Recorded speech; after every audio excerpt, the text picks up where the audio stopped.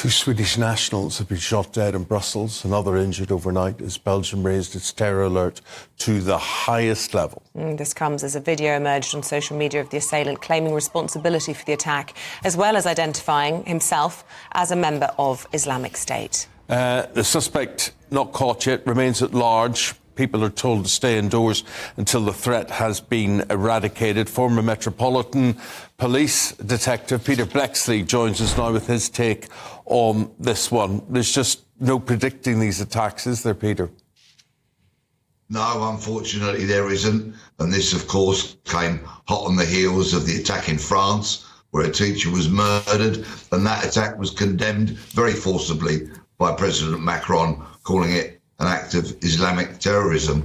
And it would appear again, if the video is to be believed, if it's genuine, if it was by the attacker, Abdullah al-Jilani, then he, of course, is claiming to be a religious zealot, fanatic, Islamic terrorist. So, for the police, this is one of the worst possible case scenarios you could be confronted with. You have a murderous person on the run with weaponry who is quite possibly going to strike again. So there is an urgency about this investigation right now for the Belgian authorities, possibly the authorities in neighbouring countries, and I'm sure that every single possible resource that the Belgians can muster is going to be put into trying to find this man. Brussels has a sort of painful history when it comes to these sorts of attacks, doesn't it? 7 years ago, there was an incident where the city was struck by twin attacks at the airport and then at the metro station. This will be a painful reminder of that time. And with it has presented some serious challenges from policing. I mean, this happened during the Belgium-Sweden Euro 24 qualifier, both teams refusing to go back on after half-time. But you have a stadium then in a heightened state of anxiety and panic, which can be hugely infectious. I mean, a very difficult situation for the authorities to have managed last night. Yes, and they had to evacuate that stadium bit by bit because, of course, what you don't want to do is send floods of people into an area where there is somebody armed to the teeth with murderous intent. I'm hearing that the crowd within the stadium were actually pretty well behaved, and I think that's huge credit to them and to the authorities. And while I'm in the business of heaping praise on people, I think it's very timely for us to remember our own police services in the UK and our own security services, because I can be a strident critic of the police when justified, but I think every day that passes when we do not have a terror attack in the UK is actually a day when we should all give thanks to our police and security services.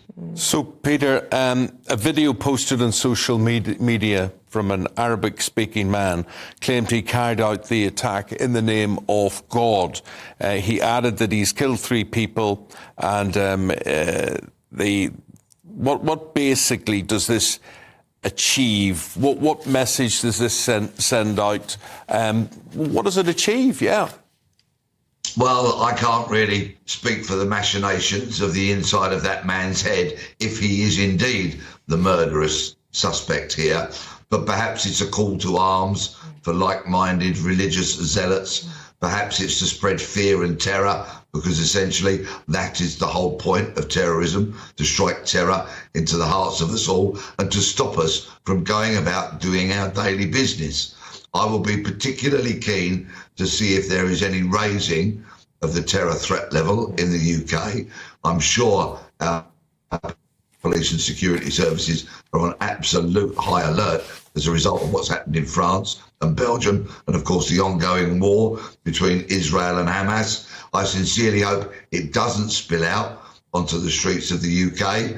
I fear it possibly will do, and I would urge everybody just to be a little bit aware when you're out and about. Please don't put your headphones on, don't bury your head in your phone. Just be a little bit aware of your surroundings and what is going on around you, because you never know, it might just save your life. Yeah, OK. Well, it emerged, didn't it, in France that the person who committed the crime against the teacher should have been extradited 10 years ago. So there will be questions, certainly, for the security services there, and I'm sure it will make everybody ask questions here.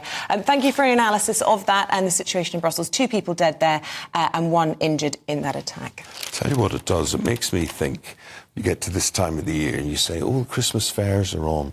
Maybe we should go to Brussels, or maybe we should go to, somewhere in Switzerland or whatever to see these." And then these random attacks happen, and they happen with great frequency over the years. And I think it puts people off. It really makes people I'm sure it does. think